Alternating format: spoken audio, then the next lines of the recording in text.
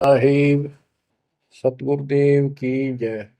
बंदी छोड़ कबीर साहिब जी की जय। बंदी छोड़ गरीबदास जी महाराज जी की जय। स्वामी राम देवानंद जी गुरु महाराज जी की जय हो।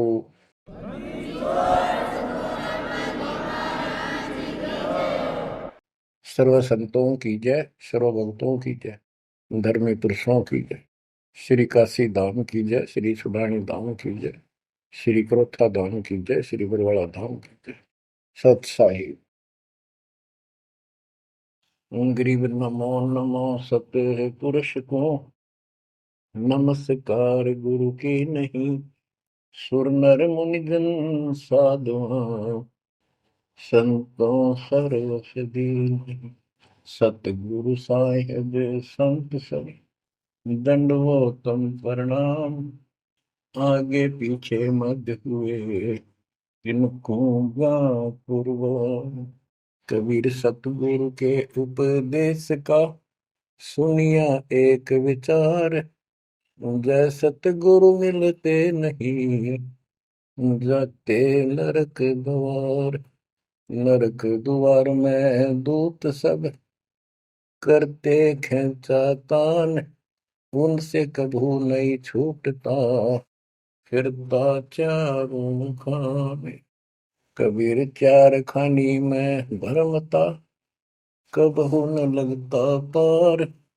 सो फेरा सब मिट गया, मेरे सतगुरु के उपकार। जय जय सतगुरु मेरे की, जय जय सतगुरु मेरे की। सदा साहिबी सुख से वसियो, अमरपुरी के डेरे की। जय जय सतगुरु मेरे की, जय जय सतगुरु मेरे की। सदा साहिबी सुख से वसियो, सतलोक के डेरे। निर्विकार निर्भय तू ही, और सकल वैमान। जी साधो और सकल वैमान। सब पर तेरी साहिबी, सब पर तेरी साहिबी।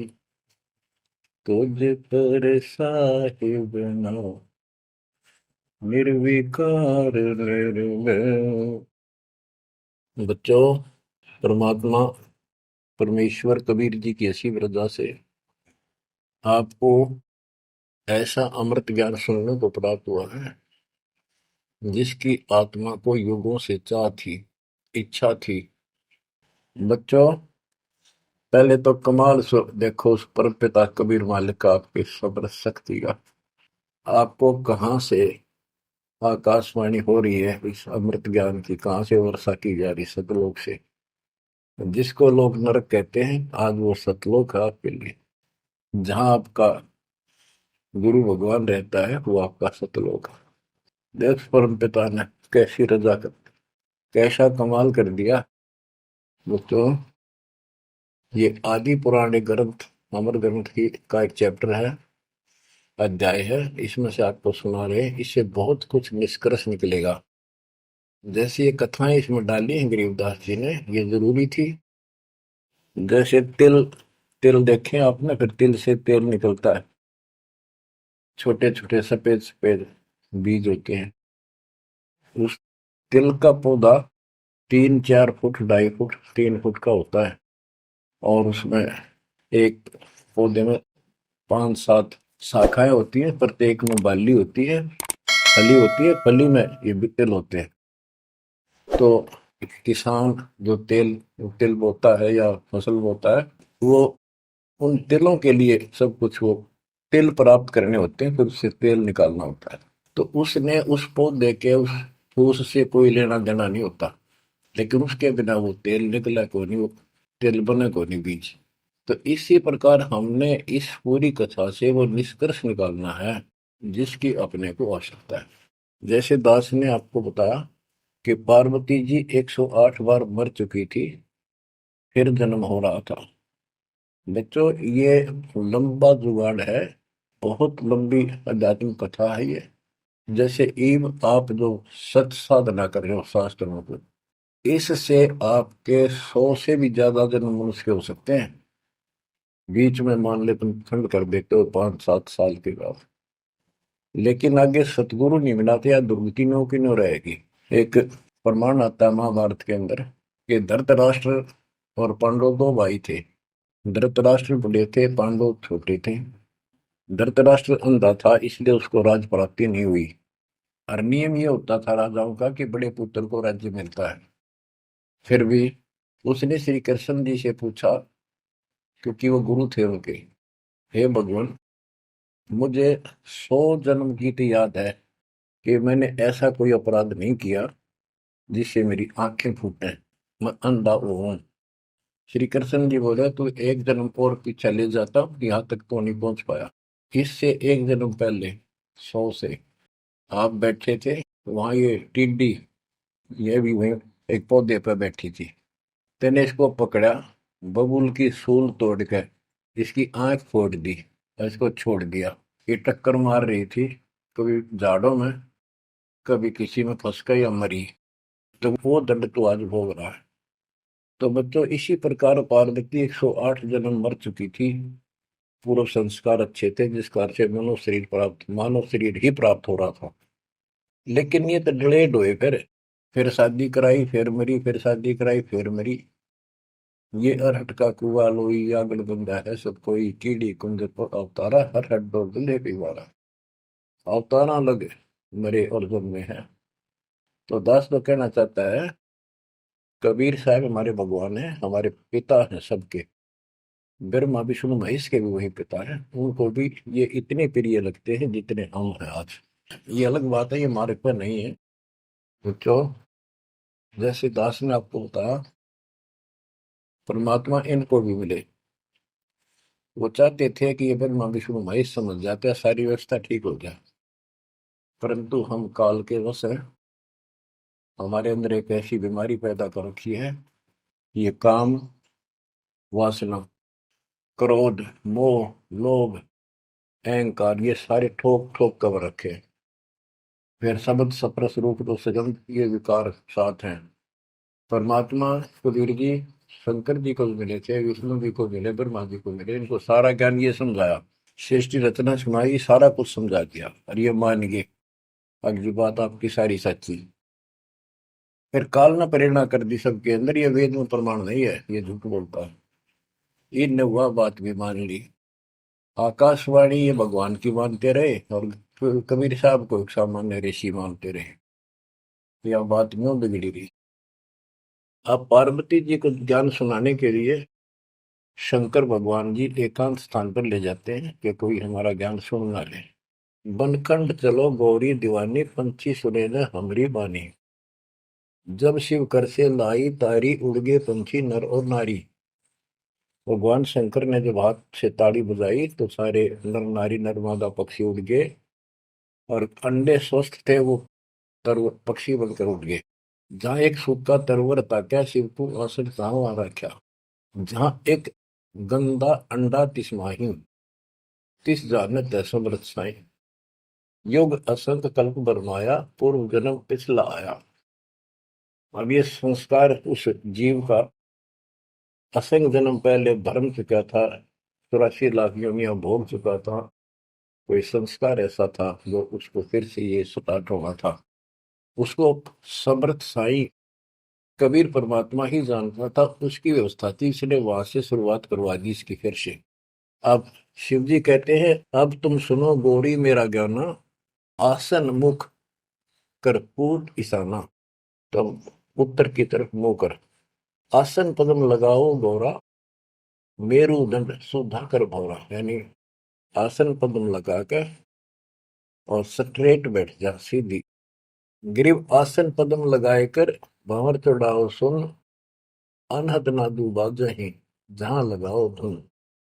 बच्चों अब जैसे आपको बताया है कि काल का इतना जबरदस्त प्रेशर है इस जीव को सत मार्ग पर टिकने नहीं देता। इसमें कई अड़ंगे भर रखे हैं, काम क्रोध मान बढ़ाई, लोभ अहंकार शब्द सप्रस रूप रसगंध। जैसे गोरखनाथ जी को परमात्मा ने सब सिद्धियों में फेल कर दिया, तब उसकी अकल ठिकाना आई और उसने फिर कबीर साहब से ज्ञान सुना, दीक्षा भी ली।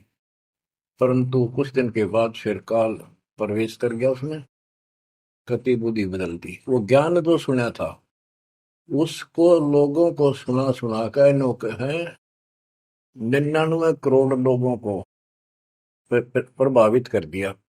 काफी समय तक, लंबे समय तक, कई हजारों वर्षों तक लगा रहा। कबीर साहब इनको बहुत बार मिले हैं। तो कहने का भाव ये है कि गोरख ज्ञानी कहलाया तो जबरदस्त, और साधना हुए तब वह बकवाद करेगा। तो इस प्रकार गरीबदास जी ने कहा, गोरख से ज्ञानी गणे सुख दे जति जिहान, सीता सी वो भारिया संत दूर स्थान। तो ऐसे ही शिव जी के साथ बनी हुई है। ज्ञान तो मालिक का सुन लिया, उसने आगे पार्वती को सुना रहा है। आप वही डले ढोरा समाधि लावे है उद्वस्तार रहे। अब मैं ये कहना चाहता हूं कि आपकी किस्मत इनसे असंग गुना सुंदर और पुण्यदायक है, पुण्ययुक्त है। आपको वो सच्चा मार्ग, सच्ची भक्ति मिली। यदि आप आज जरा सा भी अच्छी पोस्ट प्राप्त होते और कोई धन अच्छा होता, 10-5 नौकर यशमैन होते, आप कदे भी न मानते भगवान ने।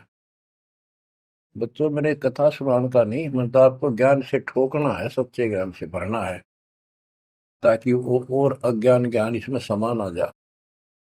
जैसे राजा अम्बरीश वाली आत्मा राजा की सतयुग में, सतयुग में तो आम आदमी सुखी होता है, पर राजा और इतना धार्मिक, ठाठ सारे नौकर नाकर सारे, राजा कह दिया समझ लो सारे ठाठ। परमात्मा वहां भी मिले इनको, सारी बात बताई, इन्होंने दीक्षा भी ली। उस दिन के बाद फिर काल पे रहना, क्योंकि ऋषि तो 20 मिलने दिन में, पर परमात्मा साल 6 महीने वहां हुए, क्योंकि रोज आवती है, कदर नहीं करे। जैसे तैसे हमें वहां से चार्ज करके हमारे अंदर सॉफ्टवेयर लगा देता है। धीरे धीरे जब हमारी अफारा उतर जाएगा ना काल का, या गैस बढ़ रही है जो व्यर्थ की, ये झूठे झूठे सुख की, तब जाता याद आवा हमारे। उस पुण्य से कारण अगले जन्म में फिर राजा जनक बने, वही आत्मा। वहां भी ने ठाठ बाट, बड़ा ज्ञानी भी, ज्ञान तो भगवान से प्राप्त कर लेते हैं, सुनाते वही है, करते अलग है। लोक वेद। राजा जनक के जीवन को भी भोग कर जब ये कति घसियारा हो गए, इससे पल्ला कुछ नहीं रहा, सारे पुण्य समाप्त हो गए, फिर बाबा नानक रूप में जन्मे। जब मालिक का ज्ञान माना, जब खुद नौकर लाग गया, और पहले दुनिया नौकर थी इनकी। तो आज आप कितने ही गरीब हो, कितना ही पैसा है, इतना नहीं है जो आप बकवाद कर लो। इसलिए अब बात समझ में आ गई आपका। शुक्र मनाओ उस परम पिता का, बंदी छोड़। वो सारे खेल दाता के किए, ये सब खेल हमारे किए, हमसे मिला सो निश्चय किए। तो इस यू है ज्ञान, सार ज्ञान, इसको मूल ज्ञान कहते हैं।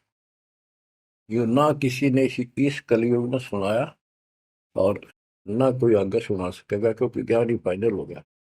सुनाया उनकी मानी नहीं, परमात्मा ने सुनाया, और बुद्धि माई नहीं, क्योंकि हम इनको सब झूठ मानते थे।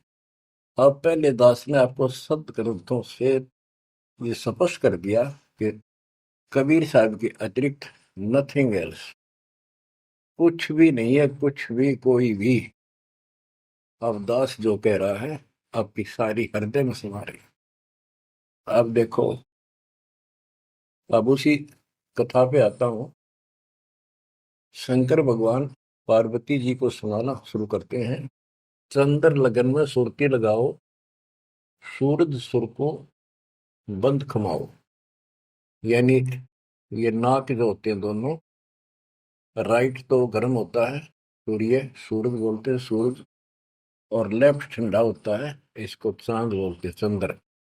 यानी राइट नोज को बंद करो और लेफ्ट से सांस लो। ये तो योगी क्रिया। तो परमात्मा सारी विधि बताते हैं इनको, कदे इसका भ्रम रह जाए जीव का कि ये तो भोला सा आदमी दिखा है, इसको क्या पता शरीर के अंदर की व्यवस्था की, क्या जाने योगी क्रियाओं को। तो पहले ये बतानी पड़ती है इनको, ये अपने काम की नहीं है, ये तो इनकी आंख खोलने के लिए सारा कुछ डिटेल बतानी पड़ी। फिर भी हम ये बताना चाहते हैं ये क्या ज्ञान रखते थे, क्या पार्वती को प्राप्त हुआ। पार्वती को अमरनाथ में जो मिला वो मंत्र थे, वो जो दास आपको यही दे देता है। और ये क्या करते हैं, उन पांचों में से भी एक सेलेक्ट कर लेते हैं, वो अपने मनमुखी साधना शुरू कर देते हैं। आपको बताता हूँ, मैंने, हम एक जगह नजफगढ़ में सत्संग पाठ कर रहे थे। एक आदमी ने खूब सत्संग सुना, आखिर में नाम ले लिया। तो हमने पूछा भाई ये सारे मंत्र करने हैं तने? ने बोला ना, मत एक करूंगा शरीम शरीम। मैं क्यों? बोला मन तो माया चाहिए बस, और ना करूं। न्यू कह के उठ के चला गया। बताइए न के फूका कहाँ तक सेट करें। तो ये ज्ञान तो सारा सुन लेते हैं, करते वही है। जैसे परमात्मा ने इसको पांचों नाम दिए थे वो शंकर जी को, एक सेलेक्ट कर लिया सोम बस। तो इस प्रकार ये सारी बात बिगड़ी पड़ी थी, अब ये पूरा सुचारू होने हो चुका है। और आपको ये ज्ञान समझाना इसीलिए आवश्यक था क्योंकि आप ढीले से पड़ गए थे, और जो ज्ञान आपने सुन रखा था इतना जरूर मान लिया था कि ये भगवान यही है और ज्ञान यही है, हमारे सुख होने लग गए। लेकिन कभी ना कभी काल फिर आपको झटका दे देता, और इसलिए परमात्मा ने यार कुछ दिनों के लिए आपको प्रजा के लिए, सदा नहीं रहेगी, आप ज्यादा देर नहीं चलेगी। पर ध्यान से सुन लो, सो काम छोड़ के सुन लो। तीनों टाइम ना सुन सको तो एक टाइम अवश्य सुन लो, सुबह सुबह का समय जरूर निकालो। आप क्या बताते हैं भगवान शंकर? चंद्र लगन में सुरती लगाओ, सूरज सुर को बंद कमाओ, राइट नोज बंद करो और लेफ्ट से सांस लो। गौरी आदि गणेश मनाओ, किलियम किलियम ध्यान लगाओ। प्रथम मूल कमल को जानो, चतुर पंखड़ी रंग लाल बखानो। दूजे स्वाद चतुर को देखो, सेत वन रसो दिव्य को। सठ पंखड़ी प्रीत प्रेवा, जहाँ बसत है कंद्रप देवा। जावा ओम नाम धुन होई, तावा नाम सुमरियो सोई। यानी ये सारे कमल के बारे में बता रहे जो ब्रह्म वेदी में आपको बताया है। ये तो सुनो, स्वाद कमल सुरतालम, जा मैं ओम मंत्र कमालम। ऊपर मनसा कमल मुरारी, जावा विश्वनाथ नाथ त्रिपुरारी। जावा लक्ष्मी सहित विराजे, तावा हिरियम हिरियम साजे। अब सुन हृदय कमल कमालम, जहाँ वहां द्वादश दल का ख्यालो, वो 12 दल का कमल है शिव जी का। जहाँ वहां शिव शक्ति विराजे, सोहम नाद अनंत धुन गाजे। अब ये बातें आप सुन रहे हो, शिव जी बता रहा है पार्वती जी को, और वो खुद कह रहा है कि हृदय कमल में शिव और शक्ति विराजमान है। अब वो शिव जी तो बाहर बैठा, उस कमल में कौन हो गया करे? अब ये गरीबदास जी ने जो ज्ञान बता रखा है, ये हमारे को जैसे पहली कक्षा में था, ए का अनार है। आगे चल कर तो इस ए के ऊपर बहुत से अक्षर होते हैं, एक अनार अनार नहीं होता। तो ये ज्ञान बहुत गजब का है। इसमें ये देखने वाला है कि ये काल जो है ये सब लीला कर रहा है। इन कमलों में इन देवताओं के रूप बना करके और ऐसे ऐसे दुर्गा के अलग रूप बना करके इनको बैठा हुआ है। और इनके साथ साथ परमात्मा भी प्रत्येक में विराजमान है, जो इनको दिखाई नहीं देता। जो भक्त सत साधना करते हैं वो उनको ये साफ दिखाई देते हैं। अब ये ज्ञान जो है, अध्यात्म ज्ञान एक ऐसी उलझी हुई गुत्थी थी।